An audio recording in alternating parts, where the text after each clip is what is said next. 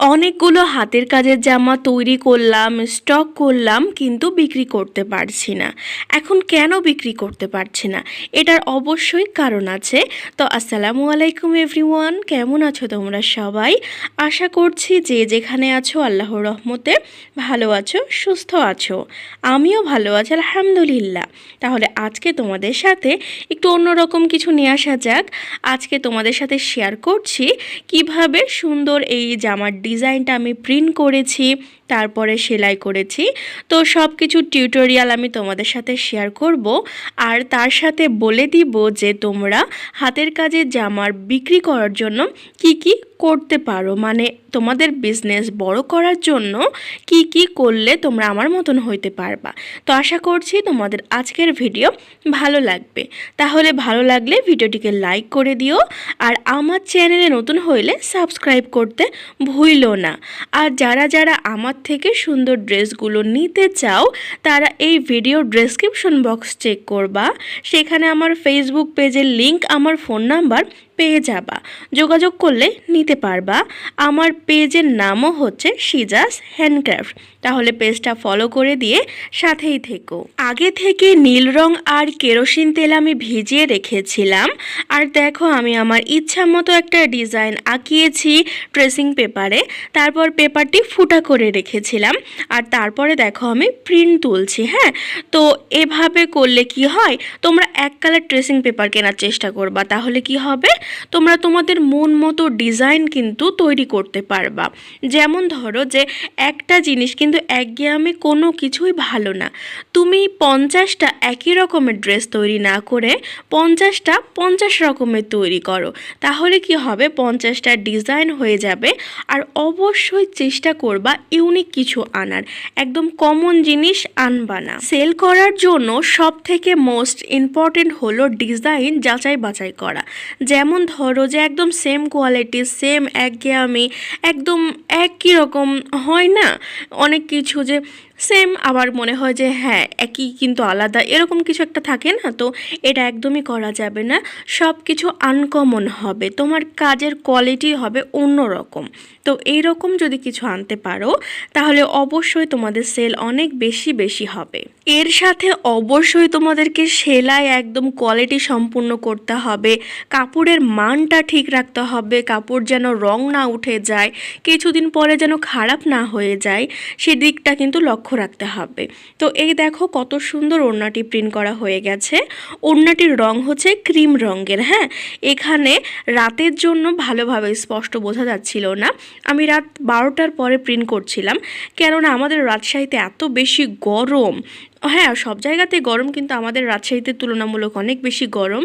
দিনে কাজ করা যাচ্ছে না, ওই জন্য আমি রাতে প্রিন্ট করছিলাম, তো বোঝা যাচ্ছিল না। তো এই দেখো এটা হচ্ছে অরিজিনাল কালার, এটা হচ্ছে গাঢ় ক্রিম রঙের কাপড়। তোমরা সব সময় আমাকে বলো যে আমি এত এত ড্রেস তৈরি করি কিন্তু সেলাই টিউটোরিয়াল কেন দিই না।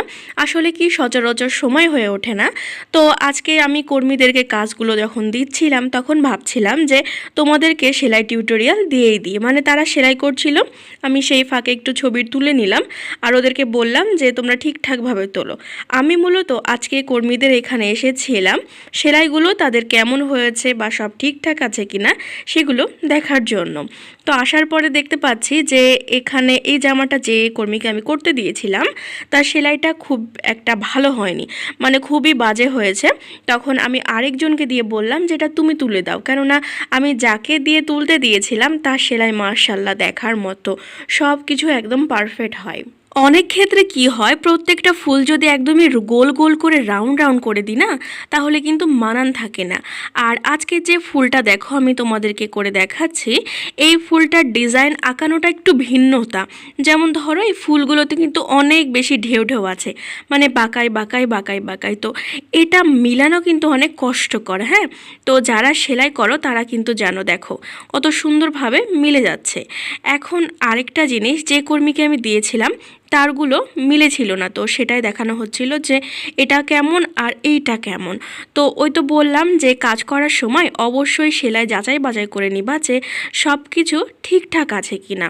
তো তো দেখো সেটা হচ্ছে, এটা হচ্ছে শাটিং ভরাটি সেলাই, হ্যাঁ, কিন্তু দাগ বাই দাগ করতে হয়, তাহলে কি হয় খুব সুন্দরভাবে সেলাই হয়ে যায়। আমি যে কর্মীটাকে সেলাইটা করতে দিয়েছিলাম তার দেখো একদমই শার্ট হয়ে গেছে, মানে যে রাউন্ড রাউন্ড গোল গোল করে যে ফুলগুলো আমি তৈরি করি সচরাচর, তো ওইগুলোর মতো করে তৈরি করেছে। কিন্তু আমি সবসময় চেষ্টা করি যে একটু ভিন্নতা থাক না, একদম সেম টু সেম আমি কেন করব, তো ওই জন্য আমি একটু আলাদা করতে চেয়েছিলাম।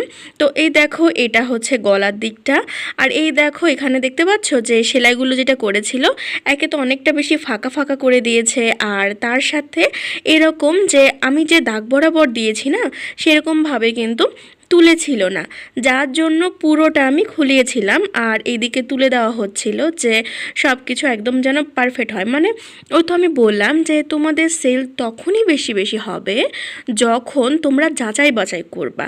এখন দেখো আমি আমার কর্মীদেরকে সেলাই করতে দিলাম, কিন্তু আমি তাদের কাজ দেখতে যাইনি, আবার কি হইলো যে তারা তাদের ইচ্ছে মতো করলো, তাহলে কিন্তু হবে না। এই যে দেখো এখানে যে প্রত্যেকটা ফুলের পাপড়িগুলো আছে না, এই পাপড়ির শুরুটা দেখো কিভাবে করতে হচ্ছে, এখানে দেখো বাঁকাভাবে তুলতে হচ্ছে, তাহলে কি হবে প্রত্যেকটা পাপড়ি যে ডোরাকাটা টাইপের যে বাঁকা বাঁকা করে আমি ঢেউগুলো দিয়েছি না, সেগুলো একদম সমান থেকে যাবে, আর ফুলগুলো দেখতে কিন্তু মাশাল্লাহ হয়ে যাবে, মানে অনেক সুন্দর সেলাইটা হয়ে যাবে। তো প্রত্যেকটা জিনিস যদি সুন্দরই না হয় তাহলে কি সেল বাড়বে নাকি কেউ পছন্দ করবে? যেমন আমার চোখে ধরলো না, তোমার কি ধরবে? আমি খারাপ কিছু যদি তোমাদেরকে দিই তাহলে কি ভালো লাগবে? ভালো তো লাগবে না, না? তো ওই রকম। তো এখানে দেখো কত সুন্দরভাবে ফুলটা হয়ে যাচ্ছে। তো এটা দেখানোর পরে আমি আমার কর্মীকে বলে দিচ্ছিলাম যে তুমি অবশ্যই এই ফুলগুলো আমার সামনে খুলে ফেলো, আর এগুলো এইভাবে সেলাই করতে হবে। আর ও চাচ্ছিল কি যে ফুলের মধ্যে দিয়ে আবার সেলাই দিয়ে দিয়ে ঠিক করে দিবে, কিন্তু আমার মনে হয়েছে না, এভাবে কোনোভাবেই সম্ভব না, বরঞ্চ সাইজটা আরও বেশি বেখাপ্পা হয়ে যাবে। তো ওই জন্য আমি পুরোটা কাটিয়েছিলাম। তো আমি ভাবলাম যে তোমাদের সাথে একটুখানি সেলাই টিউটোরিয়ালটা শেয়ার করে দিই, তাহলে তোমাদের সুবিধা হবে, তোমরা অনেকেই বুঝতে পারো না। তো এবার দেখো এটাকে কেটে দেওয়া হচ্ছে। এটা দেখো শার্ট করার পরে কতটা ভালো লাগছে, দেখো ফ্রেমটা খুলে ফেলার পরেও যেমনটা ছিল না ঠিক তেমনই থেকে গেছে। এরপর এখন সেলাই করা ফুল আর যেটা আগে সেলাই করেছিল সেটার মধ্যে আমি তফাৎটা দেখাচ্ছিলাম যে দেখো তোমারটা কেমন আর ওইটা কেমন, দুটার মধ্যে অবশ্যই সৌন্দর্য আলাদাই আছে। তো এই দেখো আমি এইদিকে পাতারগুলোও তুলে দিতে চাইলাম, তো বললাম যে তুমি একটু ঠিকভাবে করো। তো এখানে সুজনি করতে হবে। একটা জিনিস আমি নোটিস করেছি, সচরাচর কাঁথা ফোড়ের সাইডে যদি সুজনি দিয়ে ঘিরে দেওয়া হয় না তাহলে ওটা বেশি ভালো লাগে। আমি কিন্তু কাঁথা ফোড় দিয়ে পাতা ভরাট করেছি, আর সাইড দিয়ে কাঁথা ফোড় দিয়ে কিন্তু ঘিরে দিয়েছি, কিন্তু আরেকটা জিনিস খেয়াল করে দেখলাম যে সুজনি অন্যরকম একটা সৌন্দর্য আনে, তো ওই জন্য আমি এখানে সুজনি তুলে দিচ্ছিলাম। অনেকেই আমাকে বলো যে সুজনি সেলাই তোমরা বুঝতে পারো না, তো সুজনি সেলাই এই দেখো পেছন দিক থেকে নিয়ে নিতে হয় কাঁথা ফোড়ের মতোই, কিন্তু কাঁথা ফোড় কি একদম বরাবর চলে, আর সুজনিটা একটু উলট পালট করতে হয়। তো তোমরা তো বুঝতেই পারছো দেখে যে আমি কি তোমাদেরকে বলছি। আর সুজনি সেলাই কিন্তু আরেক রকমের হয়, হ্যাঁ, এটা যেমন ধরো যে সিধা পাশ থেকেই আমি সুজনি করছি, আরেকটা হচ্ছে উল্টা পাশ দিয়ে করা। তো ওইটা কারা কারা দেখতে চাও আমাকে জানিয়ে দিও, আর কারা কারা উল্টা দিক দিয়ে সুজনি করতে পারো আমাকে অবশ্যই বলবা। উল্টা দিক দিয়ে করলে কি হয়, পেছন দিক দিয়ে শ্যাডো পড়ে যায় আর সুজনিটা একদমই সমান হয়ে যায়। অনেক ক্ষেত্রে কি হয়, সুজনির ফোড়গুলো মনে করো কোনোটা ছোট হয়ে যায়, কোনোটা বড় হয়ে যায়, কিন্তু উল্টা দিক দিয়ে যখন তুমি সেলাই করবা তখন সব কিছু একদম সমান মাপে থাকবে। পাতার সাইডে দেখো আমি সুজনি সেলাই দিয়ে ঘিরে দিয়েছি। এবার এইখানে যে লম্বা শিরটা আছে এটাও আমি সুজনি সেলাই দিয়ে দিব। আর আজকে যে সুতা দিয়ে আমি কাজ করছি এই সুতাটা হচ্ছে সুন্দরী সুতা। আমি সব সময় আমার ড্রেস করার জন্য সুন্দরী সুতাই ব্যবহার করি। আমার আসলে রেশমি সুতা বা সিল্কের সুতা তুমি যাকে যাই বলো না কেন, এই সুতাগুলো আসলে আমার পছন্দ না। কেন বলো তো, ওইটা না খুলে যাওয়ার অনেকটা চান্স থাকে, আর এটার সৌন্দর্যটা আমার কাছে অন্য রকম লাগে। এখন দেখো সবার পছন্দ এক না, কারো তো ওটা পছন্দ হইতেই পারে, বাট আমি আমারটা বললাম। তো আমি সব সময় এটা দিয়েই করি। তো এই দেখো দেখেছো সাইডে ওই মেয়েকে আমি বসে রেখেছিলাম, তাকে দিয়ে আমি খুলে নিচ্ছিলাম। আর এইখানে দেখো এটা হচ্ছে গোল গোল, এগুলোও হচ্ছে ভরাট সেলাই। মানে আজকে যে আমি জামাটা তোমাদেরকে দেখাচ্ছি না, এটা বেশিরভাগই ভরাট সেলাই আর কাঁথা ফোর সেলাই। বলতে গেলে 2 রকমের সেলাইয়েরই কাজ আছে, আর সুজনি আছে, যাই হোক 3 রকম। এই তো এবার এইখানে যে ফুলটা আছে না, আমি সেটাও ওকে তুলে দিচ্ছিলাম, কেননা একবার ভুল করেছে, আমি তো সব সময় থাকবো না, তখন কি করবে। তো ওই জন্য আমি ফুলটাও তুলে দিচ্ছিলাম। তো এটা হচ্ছে শার্টিং ভরাট, এটা তো সহজ, এটা তো অনেকেই জানো। আর এই সেলাইটা এত সহজ একটা সেলাই আর এত সুন্দর সেলাই, খুবই ভালো লাগে দেখতে, যাই বলো। এবার বুঝতে পেরেছো, বেশি বেশি বিক্রি করার জন্য আর ব্যবসায় উন্নতি আনার জন্য তোমাকে সেলাইয়ের মানটা ঠিক রাখতে হবে, আর তার সাথে সব কিছু কোয়ালিটি সম্পন্ন করতে হবে।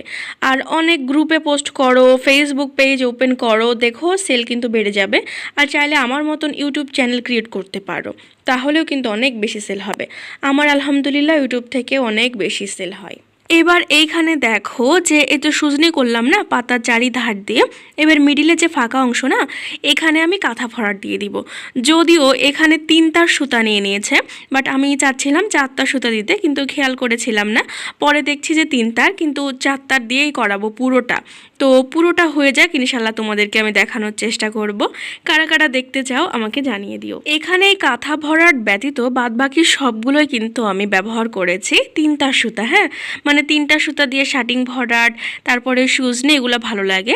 আর কাঁথা ফোরের ক্ষেত্রে 4 তার হলে একটু মোটা মোটা হয়, কাঁথা ফোর সবসময় একটু বড় বড় করতে হয়, মোটা মোটা করতে হয়, তাহলে ভালো হয়। কিন্তু এটার কাঁথা ফোরটা ভালো হইল না, তো পরক্ষণে আমি আরেকটা করে দিয়েছিলাম, তো সেটা আর ভিডিও করা হয়নি। তো তোমাদের আজকের ভিডিওটি কেমন লাগলো আমাকে কমেন্টে জানিয়ে দিও, আর ভালো লাগলে শেয়ার করে দিও।